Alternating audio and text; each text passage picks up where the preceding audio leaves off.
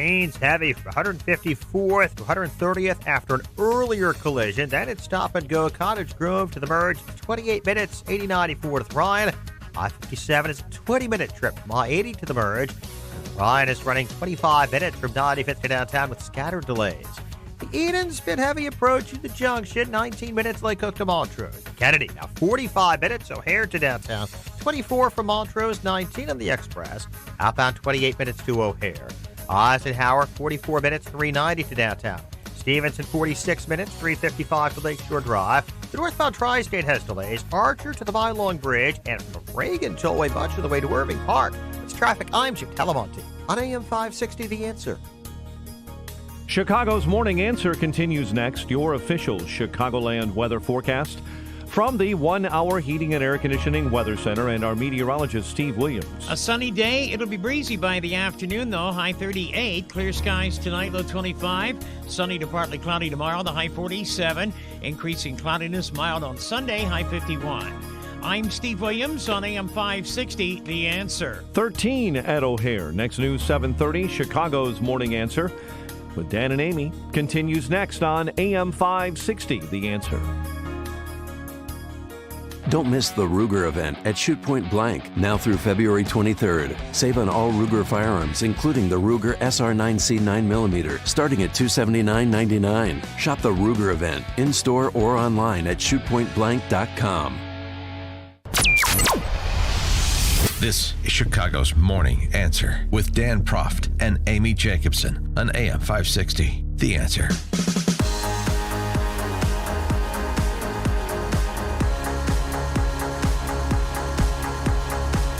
Top of the morning, Dan and Amy. If he does not get a new trial, he being Roger Stone, should President Trump pardon him?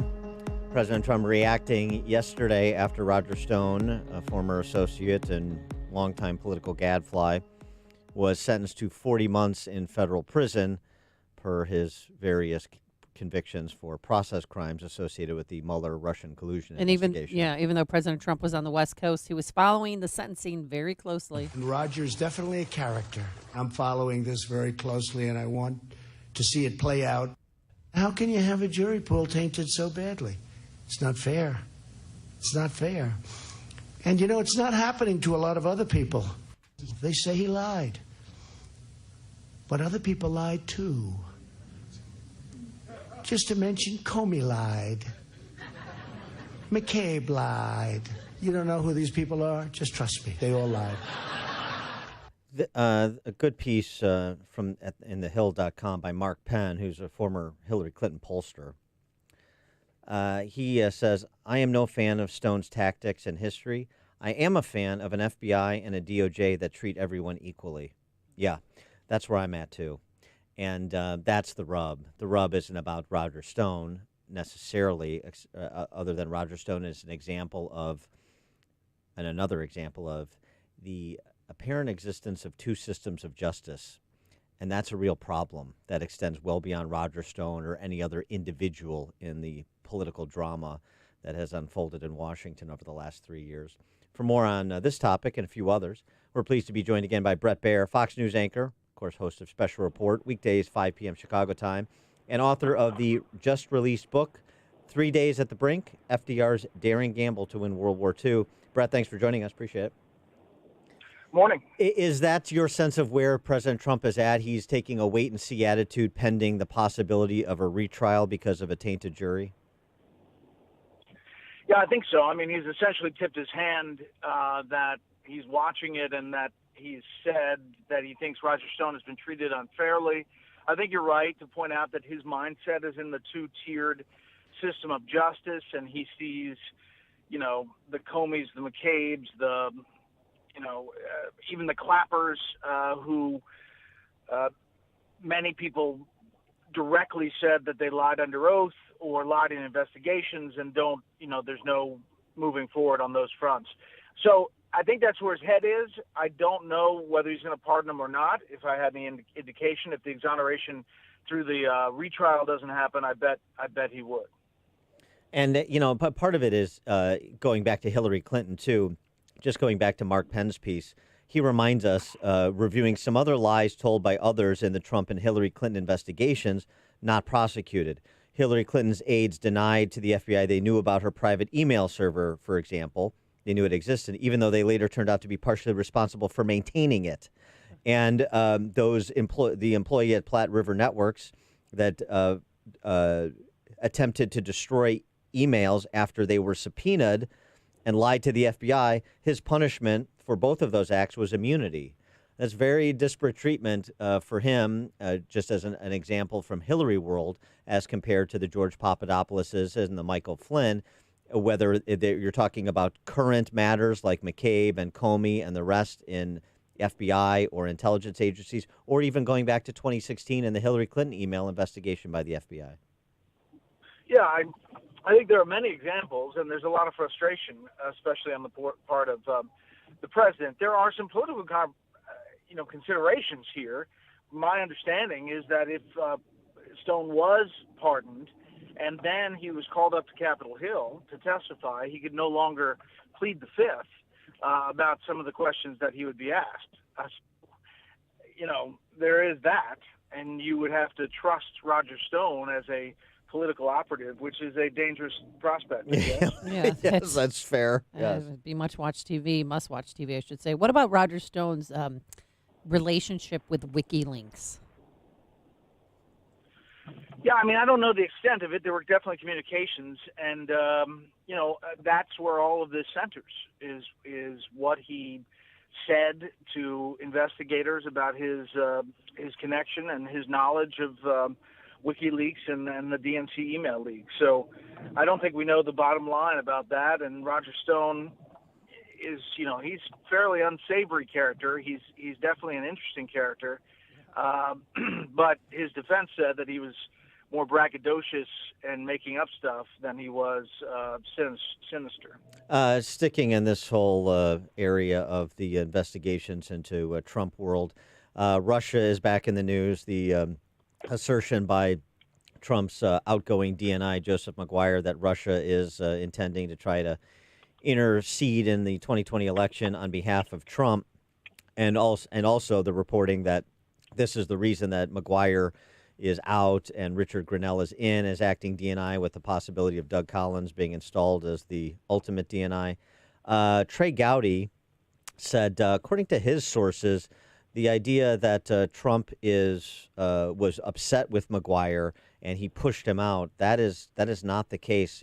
Trey Gowdy saying on your channel there, Fox, my sources tell me that he was not upset, that this was a move that was coming anyway. He just happened to go with Ambassador Grenell instead of Representative Chris Stewart or other qualified candidates. What's your handle on it? I mean, that's our reporting. John Roberts is reporting that Maguire was on his way out. March 11th, I think it was his final day.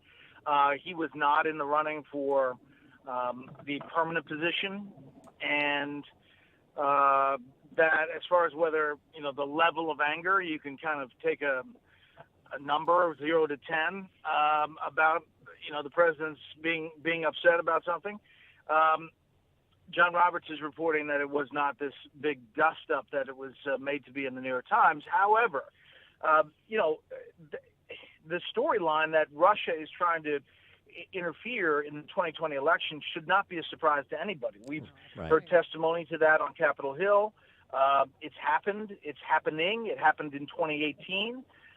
The issue is whether the briefing up on Capitol Hill, what that looked like. And I'm told that there was a lot of questioning, very skeptical about some of the sourcing of some of the things the DNI was saying, to the point where some Republicans thought that it was kind of more of a staged thing with all these DNI folks up there in order for it to leak, which it did. So it's kind of like a vicious circle. Well, do you think Trump is, worried that the Democrats are going to weaponize this information against him? Yeah. I mean, yes. He's watched it for 2.5 years. He watched the impeachment effort. That said, we should all be concerned about Russia's potential interference. And politics aside, that's not a good thing. The other question is, if it's Bernie Sanders or Donald Trump, Bernie Sanders is for, green everything. we, as a country under President Trump, are producing a lot of oil and doing some things that are not that great for Russia. So if you look at just the bottom line, who would they want? There's some questions there too, and that's some of the Republican questioning, I'm told, up on Capitol Hill. Yeah, but Bernie Sanders may want their support, the old Soviet support, since he enjoyed his honeymoon there and had such great things to say about the Soviet Union in the 80s. He may want their support, but they just may not be ready to give it to him much as he would want it. You don't need to comment on that. It's just a smart-ass comment. I won't. Yeah. But speaking of Sanders versus Trump, you got the Nevada caucus tomorrow, of course, and Bernie seems to have a fairly comfortable lead. It's important to note that and you've reported on it, of course, but a lot of people don't appreciate it. It's not like the Iowa caucus. About half of those who are going to cast their votes in Nevada have already done so because there's an early voting component to the Nevada caucus. But I was talking yesterday evening on another show with a columnist for the Las Vegas Review-Journal, and he was saying that you have a very good likelihood of a repeat of Iowa, maybe worse, when it comes to reporting the results. Yeah, well, the DNC said it might take. We're not going to get same-day results because they're using a new app after they scuttled one of the developers that was responsible for the app used in Iowa, and they just were training election judges on this new app that's going to be used to tabulate the results as of Tuesday of this week. Oh my gosh. Yeah, it's heinous. I mean, the fact that you're getting to this point, it's not like the election is popping up on you. Like you're kind of like, wait, it's the election. It's been on the calendar for a little while, and I really have talked to some Democratic officials who are just pulling their hair out. The fact that they kind of made this app in Iowa, and now they made this app in Nevada, and didn't go to Silicon Valley or somebody who actually works on some of this stuff, and instead are rolling the dice. And it'll be a shame if it's another repeat of Iowa, because only thing it'll do is empower and embolden the Sanders folks who say they're trying to take it away from us. And that's really the narrative that's sticking. And the Dem establishment types, Rahm Emanuel with another op-ed in the Wall Street Journal decrying Bernie Sanders yesterday, they have a real problem that they're trying to paper over. They're trying to make sure nobody notices. And the problem is that Bernie Sanders has a high floor but a low ceiling argument, doesn't square with the data. And the data indicates that, yeah, there may be 3/4 of the Democrat primary electorate that have another candidate right now. But if Bernie piles up victories and a delegate count, 70% of likely Democrat primary voters have a favorable impression of Bernie Sanders. The idea that they're unwilling to fold in with Bernie Sanders if he wins these primaries and caucuses fair and square, as the Rahm Emanuels of the world are trying to tell people, it just doesn't square with the information. No, in fact, Bernie Sanders is the second choice for a lot of those moderate choices. Like, so say an Amy Klobuchar or a Pete Buttigieg, their voters, sometimes the second choice is Bernie Sanders, and he's high on that list, so it doesn't make any sense. And when you get past Super Tuesday, 38% of the delegates will have already been distributed. 38%. So you have a big chunk left, but proportionally, because that's how it goes all the way to Milwaukee, Sanders has a better than even chance of either getting the nomination outright or going into Milwaukee with a plurality and the argument that I got the most. Not the magic number, but the most. I know. I'm sure you watched the debate. Bloomberg got buried. He's not even on the ballot in Nevada. But he's really taking, everyone's focused on him. That's why 20 million people watched the debate. Can he bounce back from that horrible debate? Yes, because money talks. And, no matter how many people watch that debate, many more people have seen his commercials and ads. And he's got 100 offices in Texas. He's got offices in Arkansas. So, yes, he can bounce back. It was really poor, the performance, and you would think with all that money that maybe a couple of debate prep people would have been a good investment. But it was not. And he's got another one on Tuesday, and we'll see what he brings to the table. But yes, he can bounce back just because of the money. But how damaging was that to his standing with political insiders looking for the Bernie alternative? Pretty damaging. Yeah. Pretty damaging because on a number of fronts. He came off sometimes smarmy about his wealth and the NDA stuff, and which Elizabeth Warren is really hitting.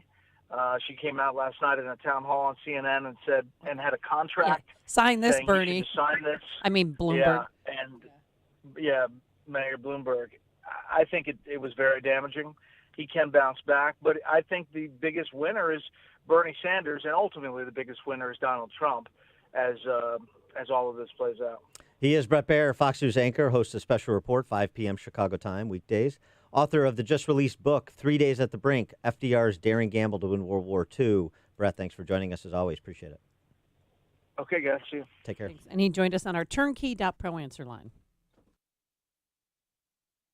It's like a hot, steaming cup of information to start your day. It's Chicago's Morning Answer on AM 560. The Answer.